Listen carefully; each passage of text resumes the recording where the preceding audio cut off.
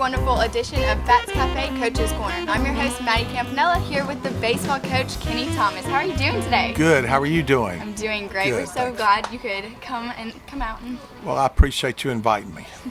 So last week was a bit tough for USC Aiken baseball, but let's talk about some of the game at Catawba. What were your thoughts on this game? Well, we didn't swing the bat real well, but heck, we were ahead 4-2 in the 8th inning, and wow. We get an out and strike a guy out, and then we hit a guy, and then they get goodness. Infield hit, and next thing you know, guy hits a 3-run homer, and that's what happens in this game. You can't open barn doors. Yeah, you never know. Because sometimes you can't get them closed. So, right. And then we fought back in the 9th and had a chance to go back ahead in the 9th, hit a line shot. Mitchell Price hit a real hard ball, and the third out of the inning, and went right to the right fielder, and that's the name of baseball. Sometimes it goes right to them, and right. But we played well. We just threw one bad pitch the whole night, and that cost us. Awesome. So you face Catawba in the regular season finale in a couple of weeks, actually. What will you need to do in order to get that crucial win for USC Aiken? Well, that's going to be a tough game no matter what, because Catawba actually plays their conference tournament this coming weekend. Yeah. So they will be fully rested with their pitching staff. I'm sure it's going to be a big game for them with regional things on the line there. So they'll be throwing their number one guy, and I don't know what we'll do at that point. We have our conference tournament 4 days after that. So is that going to kind of determine who you're going to want to put in for pitching probably in this game? Probably what we do this weekend is going to determine what we do against Catawba, because if that game has regional ramifications, we're going to have to throw our best guys. Right, so definitely. We'll just see how it plays out. Great. The series opening game at Flagler was postponed due to weather this past weekend, forcing you to play a doubleheader on Saturday. In the first game, the doubleheader against the Saints, Zach Moon tied the school record for 5 hits. How big of a performance was that for you guys? Well, first of all, I wasn't real happy about the postponement on Friday night. Wouldn't me either. I thought we would wait it out a little bit. It wasn't even raining at 7 o'clock. I thought we should have waited till at least 8:30 or so and started that game. Instead, we moved it to Saturday. Did that throw off their game at all? Not really. I mean, we're used to having to adjust, but we did get at the ballpark at 10:45 that morning. Yeah. First game went 12 innings. Wow. Took 30 minutes. It was funny because the umpire, when the game was over, he looked over and said, "Coach, next game starts at 6." I said, gosh. 6? I didn't realize it was 5:30. We'd been playing 4.5 hours. Wow. So then we had to turn and play again. So we got to the ballpark a little before 11, left there at 9:15 that night. So we were tired. Be a long day. Zach had a great day. We had one bat. We had one bat inning on the mound and let them tie the game up, or actually went ahead of us, and then we came back and tied it up in the 9th. That's great. And we ended up going 12 innings and winning it. So there was 4 runs in the game. What was something that you would have expected? Was that something you would have expected, that there would have been 4? Is Flagler's Park just small, or? Well, no, there was. The wind was blowing out. Okay. So any ball in the air was. I've been to Flagler when the wind's blowing in, you can't hit a home run for nothing. Right. But this particular day, the wind was blowing out, so any ball that went in the air had a chance of going out. So. It was a tough game. I mean, like I said, we had one bad inning, and besides that, we played pretty well. Awesome. So you went through 3 pitchers in the first 7 innings. Did you need Trevor Hutto to come up big and pitch the last 4, or could you rely on anybody else to go into that position? We really, I hated to have to use Trevor that many innings to win the game, but we had to. I mean, we didn't have any choice. I mean, he pitched really well, very well, to help us get that win. But we were on thin ice there a couple of times. They had a guy on base. They're home team, so they're going to win if he scores, and we get out of it somehow. And we just kept hanging on until we finally got the lead and won the game. Yeah, you got to do what you got to do. So that second game at Flagler was actually a wild one. Can you take us through a little bit of? The best I can remember. Again, we had one bad inning. We're leading the game. Chaz Powell gets hurt. We have to take him out. Luke Westenberg hits a big 2-run homer for us. to put us in the lead, and then we turn. Did you expect that coming from him? Well, Luke is a great player. Hadn't played a lot lately, but he's a great player. Hits a 2-run homer and puts us up by 2, and then we promptly go back out and let them score a couple and tie it up, and then we had one bad inning on the mound again, and we just couldn't recover from it. Although we battled late in the game to have a shot, and which is what we do. We fight at the end, that's for sure. And but sometimes you get caught a little short on that. So this weekend, your team hosts the Southern Wesleyan in a pair of games. There are two region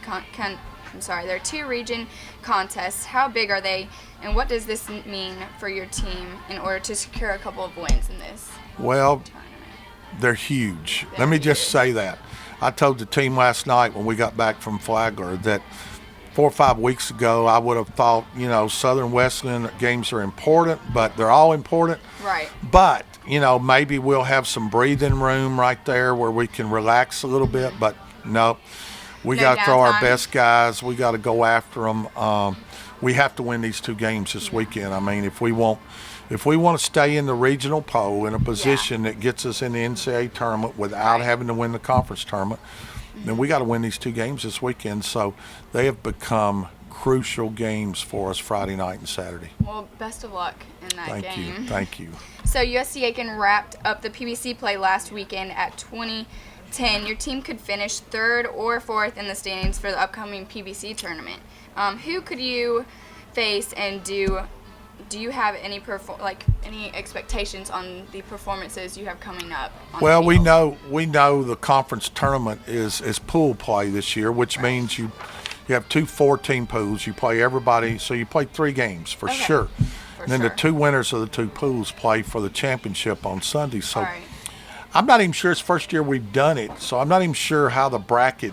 I don't know where you're seated, like 1 and 4 or 1 and 3, and I don't even know that. So there's 2 pools and 4 teams in each. And you play all 3 teams in your pool. So I don't know who we're going to play. Are you taking the top 2 from each pool, or just the number 1 team from each pool? The two 4-team pools, and you play the 3 teams in your pool, and then the 2 winners play on Sunday for the championship. So I don't even know who we're playing. Of course, we don't know if we're 3rd or 4th yet. Right, yeah. And, looking back, you would have thought at the beginning of the year 20-10 might have been 1st or 2nd, but it's a tough year, and everybody's pretty good in the Peach Belt. And it's like I say all the time, life ain't easy. Right. NCAA baseball ain't easy, and for sure Peach Belt baseball ain't easy. So 20-10's a good record, but it gets us 3rd or maybe 4th, hopefully 3rd. And but it's what we do every day. Best of luck. I'm so excited to hear about this. Thank you. So the NCAA region rankings will be coming out soon. If the season ended today, do you think that we would make it into that region? Well, I would hope so. I mean,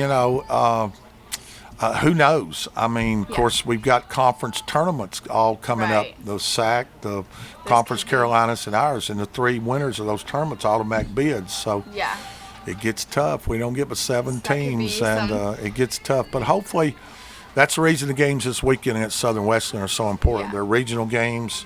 We need those games to move ourselves up. Factors there. Yeah. So if Augusta sweeps this weekend, what do you need to do in order to secure a bid to the NCAA tournament? Well, I don't think it matters what they do for us. Yeah. If they sweep this weekend, we get 4th. If they lose a game, we get 3rd.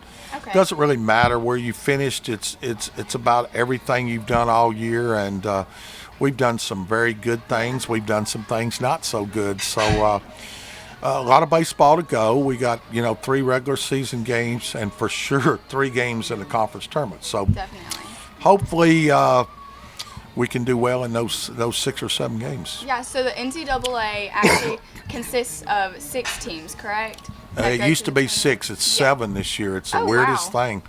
How difficult is it to actually secure a bid in our region or in the game in general where we are? It's the toughest thing to do in any sport at any level is to get into the NCAA tournament in Division II baseball, in our region especially, because the region is so good. The Peach Belt Conference baseball is so good. It's great, yeah, it is. And then you got teams in the SAC and teams in the Conference Carolinas that are very good. So somebody's going to get left out. I can promise you that. Somebody that deserves to go to the tournament will get left out. Hopefully it ain't us, It better not be. I hope it's not us. So we have a couple of weeks left in the regular season, but let's wrap this up by talking about the seniors. How well do you think they've improved over these past few years? Like, what are your expectations going into these tournaments? The great thing about our seniors for this year, it's been the best leadership by a senior group that I've had in a long, long time. That's so great to hear. They have done a great job, and our 4 captains have done a great job, seniors, and I just spent 3 hours with Chaz Powell and in my office, and he's devastated. He's hurt. He's out. His career's over. It's a sad day for him. Definitely. But he's got a positive attitude, and we talked about things that he can continue. He's one of our captains. Yeah. Things that he can do to, continue to help this team progress from this moment on. And it's a sad thing, but it's great that he's having that attitude towards the team and towards you, and he still wanting to drive, even though he's not able to be part of that. At least physically. He can do something to help us, and that's what we're trying.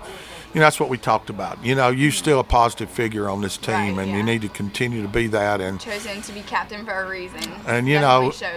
Joe Marlowe, Coley, Max Showing, those are our 4 captains with Chaz, and they've done a great job for us all year long. And all our seniors have been really good. I mean, they've done a tremendous job, and I'm very proud of them.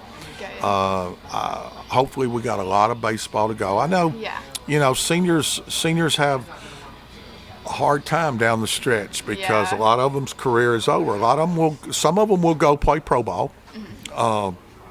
Some of them won't. Right. Some of them won't play baseball again after this is over. So I'm very proud of them.